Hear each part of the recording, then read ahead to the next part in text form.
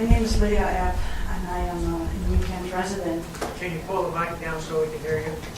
Thank you. Thank you. My name is Lydia Epp. I'm a New Kent resident. My husband and I live in this county since 2001. I have a master's degree in biology, and my area of expertise is molecular biology. And for the last 30 years, I work in several research institutions in that capacity. I came here today, however, as a New Kent resident to express my concern over why we are here today. My concern is over the impact of the sludge used as a farmland fertilizer. The sludge coming from livestock operations nowadays is a far cry from a safe natural fertilizer that's being advertised as. My first concern is the bioavailable arsenic present in the sludge. As we all know, it's a compound naturally occurring in the environment in trace amounts. In concentrations, it becomes a potent toxin. Numerous studies have shown that inorganic arsenic as well as organoarsenicals are present in the sludge-fertilized farmland. That present is a result of arsenicals added to the poultry feed to promote growth and to prevent parasitic infections. Roxarsone, predominant arsenic-based poultry additive, is rapidly transformed to inorganic arsenic in waste and in soils and becomes bioavailable. It's well known that crops grown on arsenic-contaminated soil contain arsenic.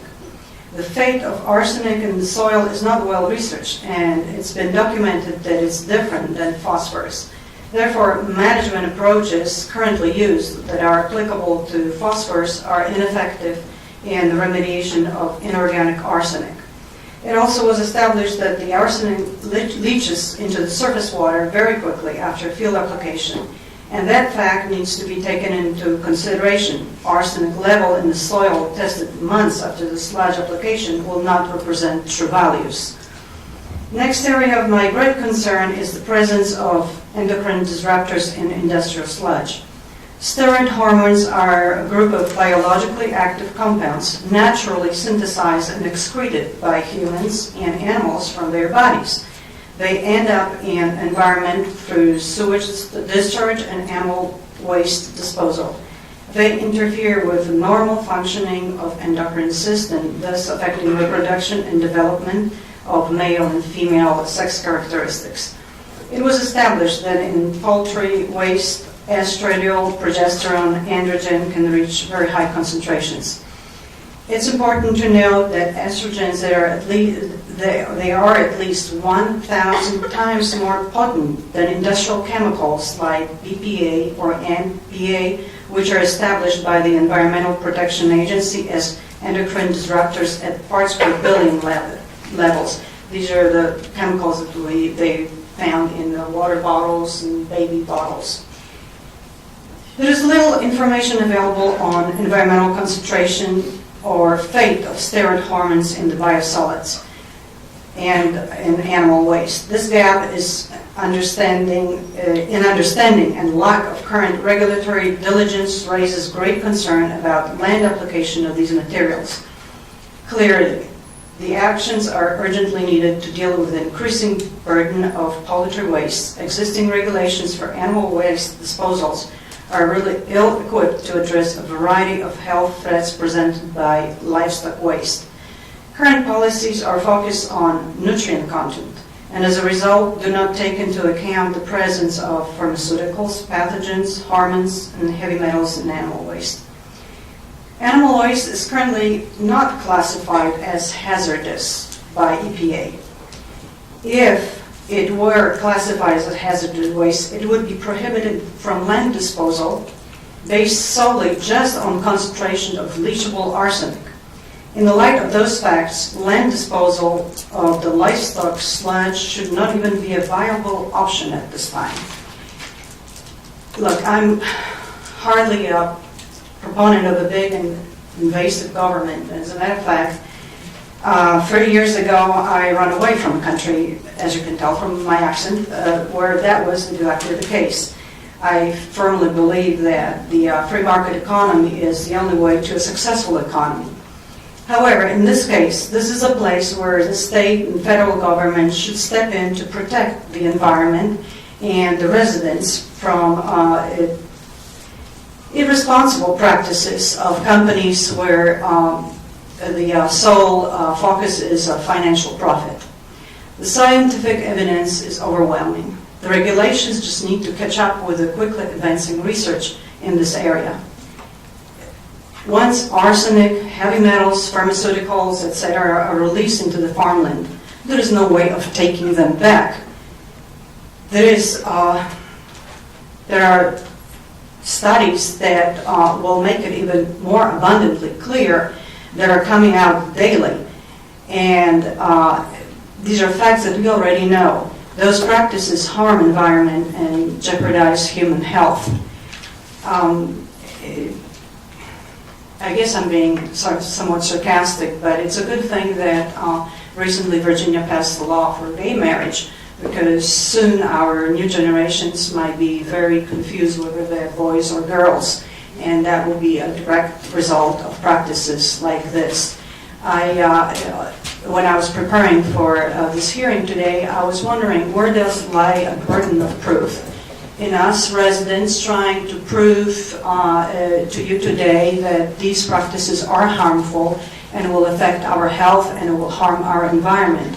Or is it the burden of proof lies with the companies that are introducing requests for permits that will be harmful and will harm our environment with no way of taking it back in case they will prove to be wrong, which there is ample evidence in current science that EPA regulations didn't catch up with yet. Most EPA regulations regarding this matter are based in science done in the 80s and 90s. I have to tell you, in my current lab, we recently, 3 years ago, we bought next generation sequencer. It was state-of-the-art piece of equipment. It's obsolete today.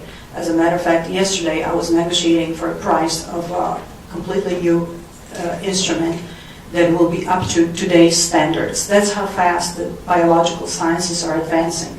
So research conducted in the 80s or 90s is really hardly applicable to today's scientific standards. I hope you take my words in consideration in your decision. Thank you. Thank you. Appreciate it. I am a bit nervous. I'm going to say that right now. But today I stand before you to ask you to stop the use of the sludge and other biosolids. This material is toxic, and it has taken the life of my mother, and I'm sure of countless people. You see, I am without a doubt sure that my mother would be alive today had the materials not been used on land adjacent to us. This state places more value on pets and other protected animals than it does on its citizens. This is truly unfortunate, and it's ridiculous. We have some of the smartest scientists in the world. I'm sure they can find a better way to use the material safely. But until the effort is made, I ask that you stop and step back and do what's necessary to ensure the safety of the citizens of this state.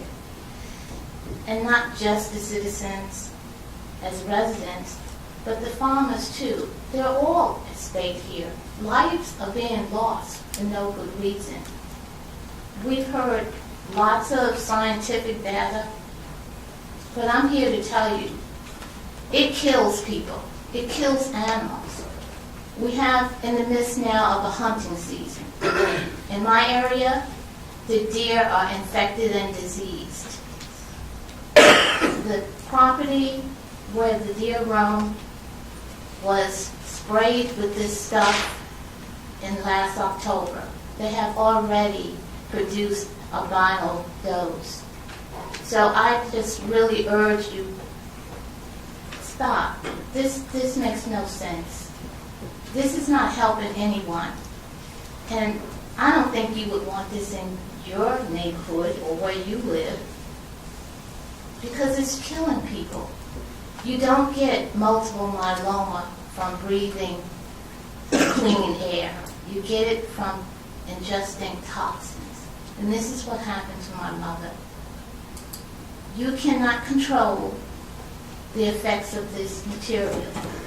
I don't care how many miles or yards or feet you think that you're going to displace. You don't control the air and you don't control the water. You need to really stop and be honest with yourself and realize that this, what you're doing is wrong and you're just poisoning the earth and the citizens. Thank you. I won't take up much of your time, but appreciate y'all letting me be here to speak. I think we need to take I appreciate her comments, but take the emotion out of it and use the scientific information. I didn't realize we had so many scientists here in the crowd. I've heard so much information, and I don't know, where I don't know where to get all of it. But I know we've got plenty of documentation and scientific studies have been done. But anyway, we've used the material. We farm in Louisa. We've got about 3,000 acres that we own or either lease.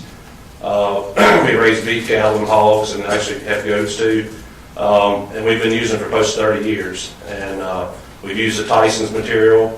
I've not used the rock tin, but we're interested in that. Would like to look at that material and probably use that too. But I urge you, I'm in support of the program, not only this permit, but the other biosolids permits. I think it's a great thing. My family would not be using material if we didn't think it was a good product. My wife, I know, was a nurse, I think spoke earlier. My wife is a pediatrics nurse, been involved at Jefferson Hospital in Charlottesville for 25 years or more, and she's no fool. And we put it, right there on our farm, right there in our backyard.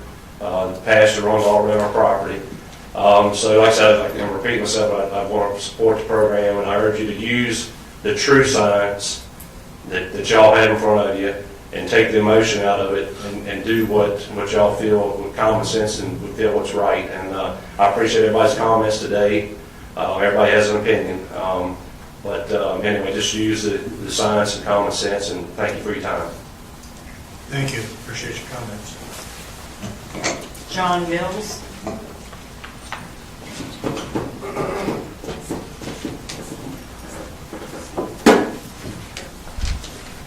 Thank you. Excuse me. Thank you for this, allowing us to have this forum to speak to you all today. I'm a farmer. I've been farming all my life. I live in King William County. We've been applying biosolids to our soils for over 30 years. Since BioGrow was the company now, the Synagro, has been applying all of our biosolids.